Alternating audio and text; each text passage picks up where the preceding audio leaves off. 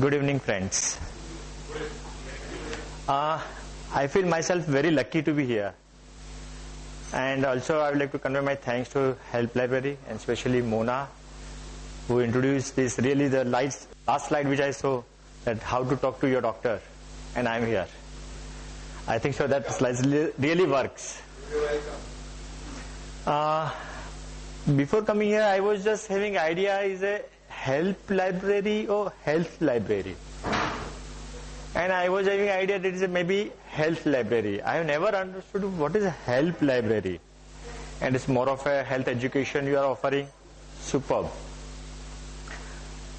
Being a medical student and maybe visiting various medical colleges and a part of medical organizations, we visited libraries, but I would like to say they are health libraries or the library of diseases.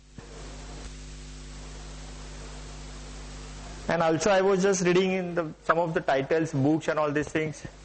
The many books, they are on the health, written health, but there is a health or there is a description of the diseases or how to know your disease or how to manage your disease. I think so we know more about diseases, and I think, I don't know how much we know about health. And the topic is given to me, maybe of course with my understanding only, that rejuvenation through naturopathy. What do you feel? That rejuvenation is really possible? Of course it happens. Anyone of us have experienced rejuvenation? How?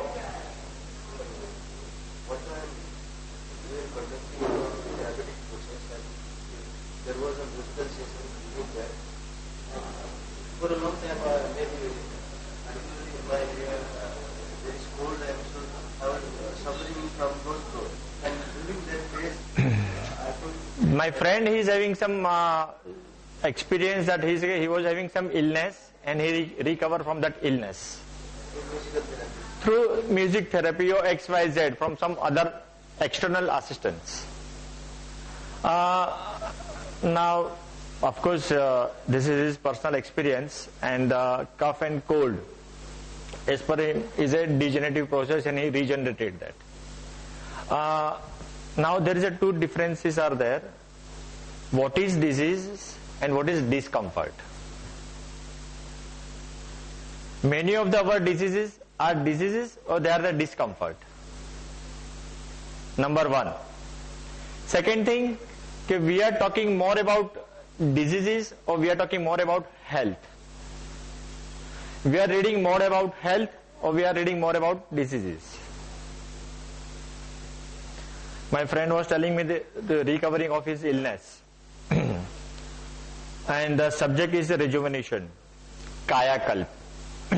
As we know in Gita is mentioned that nothing is permanent in this world.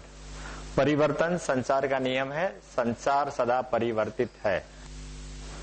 तो क्या बीमारी भी सदा है कि बीमारी भी परिवर्तित हो जाएगी? हाँ जी, परिवर्तन. It's keep changing. So your condition today, it's going to change. It can be worst. It can be better also. So depends how you treat them or how you address them. Many of the problems, as per the, you can say the philosophy of naturopathy, there is various different school of thoughts and various different books of philosophies are available, and different science, different heads, different thoughts and different philosophies. But I would like to say something more about the naturopathy and all that. First of all, I would like to clear the naturopathy is not a science of tips. Many of us, including myself, was having idea naturopathy means some tips. मेथी खाओ ये ठीक हो जाएगा, तुलसी खाओ ये ठीक हो जाएगा, एलोवेरा लो ये ठीक हो जाएगा. अच्छा लगता है, अच्छा होता है क्या? अच्छा होता, हाँ जी, सब लोग बोलते हैं अच्छा होता है. अच्छा होना अर्थात क्या? सपोज कि आपको कुछ इलनेस हो गई, कुछ बीमारी हो गई और किसने बताया कि आप ये चीज ले लो और आपने XYZ कोई भी चीज खा ली, अच्छा लगता है, एक रजिस्टर हो गया, ये खाने से इसमें फायदा होता है, और एक टाइम टेस्टेड थियरी निर्माण हो गई कि इसने ये खाया था, इससे फायदा हुआ, ठीक हो गया। समझो कि एक दो व्यक्ति में इस प्रकार के परिणाम मिले तो वो एक शास्त्र बन गया या एक मान्यता बन गई। और उससे भी अगर आगे देखने के लिए जाएंगे तो नेचुरोपैथी वो होलिस्टिक अप्रोच, सर्वांगीण दृष्टि रखता है कि health that does not mean absent of diseases. साधारण मान्यता ऐसी है कि जहां पे कोई पीड़ा नहीं है, जहां पे कोई डिस्कंफर्ट नहीं है, अर्थात मैं स्वस्थ हूं। संस्कृति में, खास के आयुर्वेद में, नेचुरोपैथी में, योगा में, other you can say Indian science of medicine में काफी अलग अलग विज्ञान है जो मानता है, जो बीमारी के बारे में कोई बात ही नहीं करता है। अगर आप आयुर्वेद विज्ञान का अभ्यास करेंगे तो बीमारी के बारे में कुछ बताया नहीं है, बीमारी का नाम नहीं लिखा है, मगर वो अवस्था, कंडीशंस की जो बताई है, उससे कैसे मुक्त होना। तो सबसे पहले हम नेचुरोपैथी के बारे में बात करेंगे और उसके आगे चल के नेचुरोपैथी द्वारा कायाकल्प, रिजुविनेशन थ्रू नेचुरोपैथी। सबसे पहले अगर नीचे कोई हेल्थ लाइब्रेरी के साथ हेल्थ शॉप होती और वहां पे हेल्थ बुक्स बिकती, तो सबसे ज्यादा बुक्स कौन से विषय पे बिकती? आर्थराइटिस के ऊपर, स्पॉन्डिलाइटिस के ऊपर, ओबेसिटी के ऊपर, वेट लॉस के ऊपर, डाइट के ऊपर। हाँ जी, जिसकी मगर सबसे ज्यादा विषय के कौन से बिकते? सबकी, जिसकी जो हाँ जी, वेट लॉस के ऊपर। यानी जो किताब बिकती बीमारी के ऊपर बिकती, स्वास्थ्य के ऊपर नहीं बिकती। मुझे ब्लड प्रेशर है, ब्लड प्रेशर को कैसे मैनेज करना, उसका क्या इलाज है, लाओ। आर्थराइटिस है, उसको कैसे मैनेज करना, लाओ। मगर मुझे ब्लड प्रेशर नहीं चाहिए, मुझे आर्थराइटिस नहीं चाहिए, मुझे हृदय रोग नहीं चाहिए, मुझे कोई बीमारी नहीं चाहिए, उसके लिए क्या करना चाहिए, उसकी कोई किताब मिलती है? बहुत सारी प्रिवेंटिव मेडिसिन की किताब अवेलेबल है, मगर उसका सेल काफी कम होता है। एक मैं मेडिकल प्रैक्टिस करता हूं, भारतीय विद्या भवन का डायरेक्टर हूं, हमारी क्लिनिक है, बंबई की सबसे बड़ी naturopathy clinic belongs to Bharatiya Vidya Bhavan, spread in 4000 square feet and many different facilities available. ये जगह पे जब मरीज हमारे पास आता है तो हमारा जो पहला प्रश्न होता है वो उसको चक्कर लाने वाला होता है। आप डॉक्टर के पास कब जाते हैं? जब बीमार हो तब। जब बीमार हो तब। अगर आप हमारे पास बीमारी को लेके आए और हम बोलते कि आपने बीमार होने के लिए कुछ प्रयास किया था, आपने बीमार होने के लिए कुछ प्रयास नहीं किया है, तो आपको स्वस्थ होने के लिए कुछ प्रयास करने की जरूरत है क्या? जो गलतियों के कारण आप बीमार हुए हैं, क्या वो गलतियों को सुधारने के लिए आप तैयार है? या आप स्वीकार करते हैं कि आपकी जीवन पद्धति, आपकी आहार पद्धति, आपके विचार, व्यवहार, उच्चार सभी के अंदर कहां कहां कुछ गलतियां है, जिसके परिणाम स्वरूप आज आप ये स्थिति में है? कि मैं बीमारी से मुक्त होना चाहता हूं, जो कंडीशंस निर्माण हुए उससे मुक्त होना चाहता हूं, उसके लिए मैं कुछ तुलसी ढूंढता हूं या हल्दी ढूंढता हूं या मेथी ढूंढता हूं, कुछ कलर की मेडिसिन ढूंढता हूं या कोई तेल ढूंढता हूं, कि बीमारी का कारण ढूंढता हूं? क्या ढूंढता हूं? आप जब डॉक्टर के पास जाते हैं तो डॉक्टर से क्या अपेक्षा रखते हैं कि आपकी जो पीड़ा है वो पीड़ा मुक्ति करने के लिए कुछ ऐसा टिप्स दे देवे कि जो खाया छुम छुम गुम हो जा, आई एम ऑल राइट। हम ऐसी अपेक्षा रखते हैं।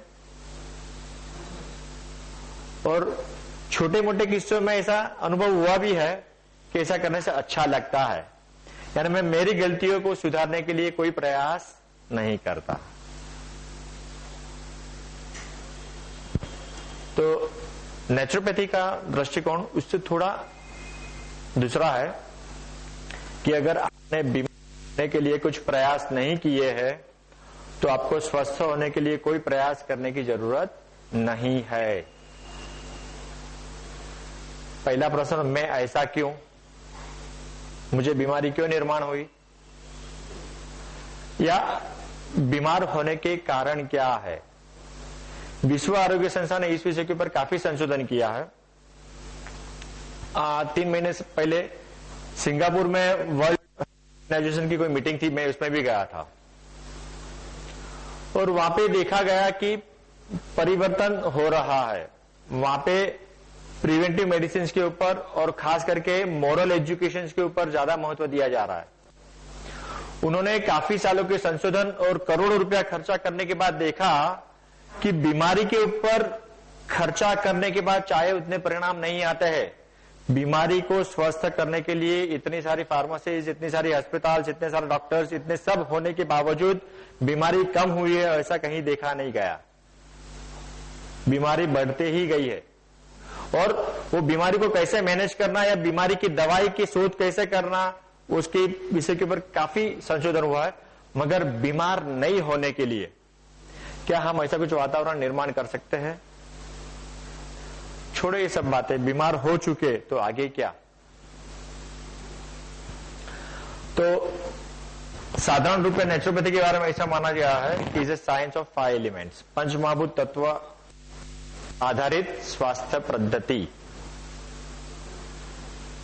कहते हैं मनुष्य का शरीर पंचमहाभूत धातु से बना है, और ये 5 धातु में कोई असंतुलन होना अर्थात व्याधि अर्थात बीमारी।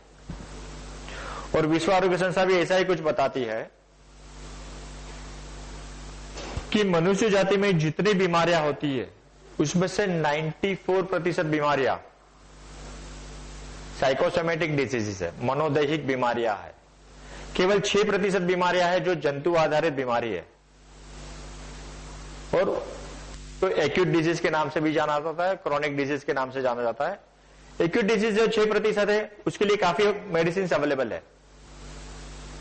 उसका मेडिसिन का कोर्स 3 दिन से लेकर 30 दिन लीजिए और यू विल बी नॉर्मल, क्योंकि वो बाहर के कारण के माध्यम से ये बीमारी निर्माण हुई है।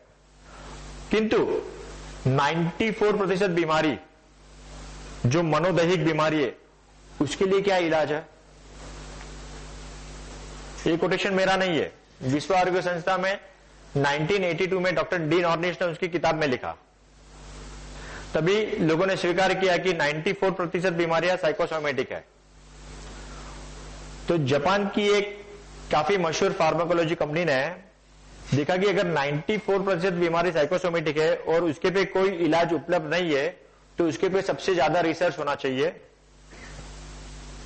और जानना चाहिए कि मनोदैहिक बीमारी को अवॉइड करने के लिए या उसको मार भगाने के लिए क्या करना चाहिए। तो पूरे विश्व के जाने माने साइंटिस्ट को जमा किया गया। स्टीफन कोवी जो नाम सुना है उसको उसका अध्यक्ष बना दिया गया, और अनलिमिटेड बजट रिसर्च 10 साल की है। खाली हर साल आपका प्रोग्रेस रिपोर्ट सबमिट करना है। काफी scientist started working on mind. What is mind? After research of 1 year, we have not found anything yet, still work in progress. Second year, same. Third year, same. Stephen Covey का सर पक गया कि things are not going ahead, progress हो ही नहीं रहा है about mind.